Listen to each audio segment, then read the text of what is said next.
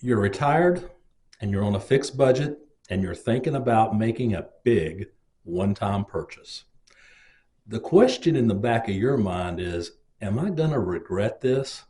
Hi, I'm Doug Ray, president and founder of the Wealth Guardians and the Ray Financial Group. And I'm Brice Payne, and you've entered The Vault, the Wealth Guardians video series on all things pertaining to retirement planning.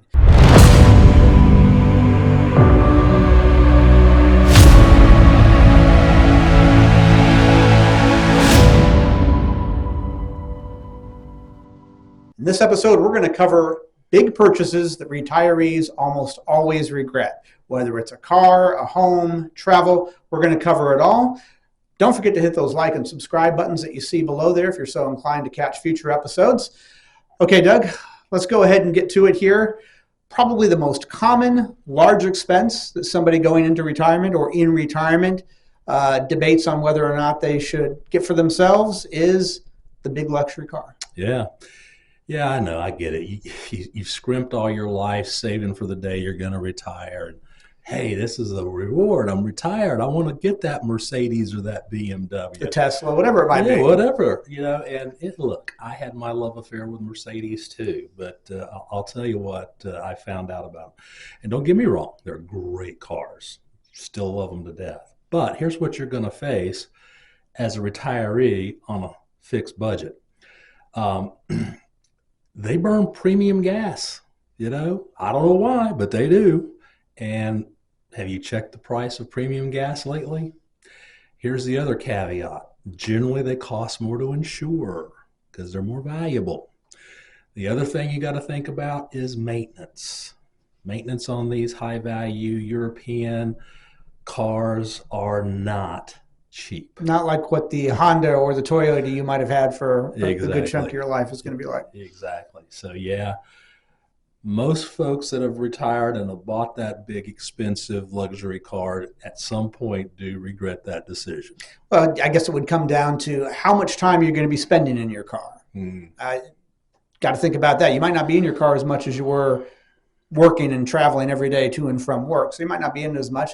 Plus, Doug, a car is a depreciating value. I was about to say that's an afterthought, but it does. It depreciates quickly. Yes. Especially if you buy a new one. Yes. Okay. So that's the most common one that we get. But certainly as a financial planner, we can help our clients figure out if they can afford it. Mm-hmm. Whether or not it's putting good money after bad is another question. Right. But whether or not they can afford it is what your financial planner can help you do.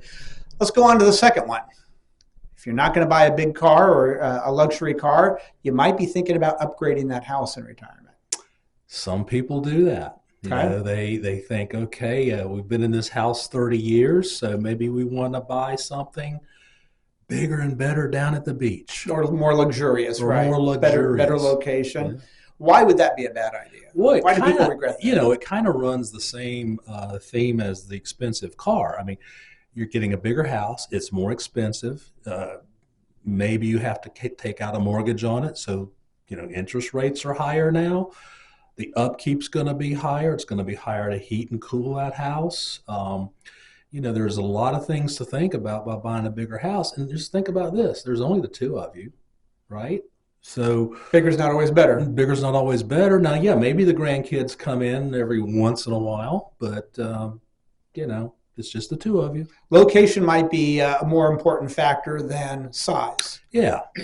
Yeah. If your dream is retiring down at the beach, then I'm all for that. I want you to do that. But just to be upgrading to a luxury home because you've been in the same old little brick ranch for 30 years, think twice. Okay. All right. Fair enough. Another thing that people start to spend their money on or debate if they should be spending their money on or can be spending their money on it in retirement is travel. Yeah. Yeah, travel. Everybody, Brice, you and I hear this all the time when people say, oh, one of our big goals is to travel. We want to go all here, the there, and everywhere. That's good. Don't go overboard on travel. Yes, you're creating memories. Take lots of pictures. Do some things you've always wanted to do. If you want to do that European river cruise, do it while you can. But don't spend all your money on traveling everywhere. We've had a situation here in the past where this person travels all over the world and spends pretty much everything they make. And, that's a disaster plan for retirement. It is. Absolutely can be. Anyway, okay. The next one we want to move into is gift giving. That's going to cover the next couple of ones. Let's start off with expensive gifts to family and friends. I know you love those grandkids and you want to give them something nice and big, and you're retired now and you just want to show love, right? I get it. I got grandkids too. But, think about this. If you give a big gift to a grandchild or even a child or whoever in your family, that's a one-time thing. And that person may actually spend that money or take that car out and trade it for another car a year or two down the road, and you never know. That love in your heart, that gift you gave would then be gone, and most likely you're going to regret it. Now, here's a situation where I ran across a few years back where this couple bought an annuity for their grandkids, and every birthday, this annuity paid those grandkids a certain lump sum of money for the rest of their life.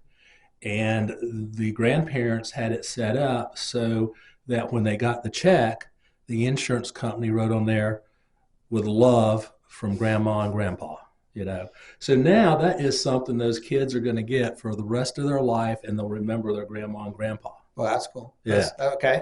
So let's talk now about cash gifts instead of expensive gifts. Cash gifts. Well, cash gifts, you're going to give it, and they're going to be gone. You don't have any control over what they're going to spend it on, so they may spend it on something you really don't want them to spend it on, like a computer game or something like that. Right. Your idea is maybe they save some and spend some, but they may spend it all. So sometimes people regret those cash gifts. Okay. And the last one that we're going to cover here for this episode of The Vault is not a new home, but a second home, a vacation home. A vacation home. All right. Expensive. Yeah, it's expensive, and think about it. You're living in it part-time. Okay, so you buy that beach house that you've always wanted. In addition to the house, your primary residence. So now you've got 2 residences to keep up, pay insurance on, pay utilities on. Because let's say you're only down at the beach home for, let's be generous and say half the year, and you stay at your permanent residence half the year. Well, the half a year you're not there, you're still going to have to heat and cool that home, because if you let that house sit there without any kind of temperature control, bad things are going to happen, especially the properties at the beach. That salt air is very corrosive over time. So again, it's another thing that people sometimes come to regret. Now you might say, okay, while I'm not there, maybe I'll short-term rent it out as a vacation property. Okay, that might work out for you. Right. It's something to consider. But I would really sit down and have a heart-to-heart with my spouse before we went down that road of buying a vacation home, especially if you're retired and now you're on a fixed income. Right. And I just want to clarify here at the end that we are not saying whether or not you can afford these things. Yeah. That's a whole separate question. We don't know anything about you, whether or not you can afford this. But that is what a financial planner can help you do, is figure out, can you afford these things? This is the question that a financial planner can't help you do, is your return on your investment going to be worth the pleasure that you get out of it? So that's what we're helping you figure out in this episode of The Vault. Did we leave anything else out, Doug? I think we covered it. Okay, well, this has been The Vault, and talking about big purchases retirees almost always regret. Feel free again to hit that like and subscribe button below if you want to catch future episodes of The Vault. I'm Brice Payne. And I'm Doug Ray. And this has been The Vault.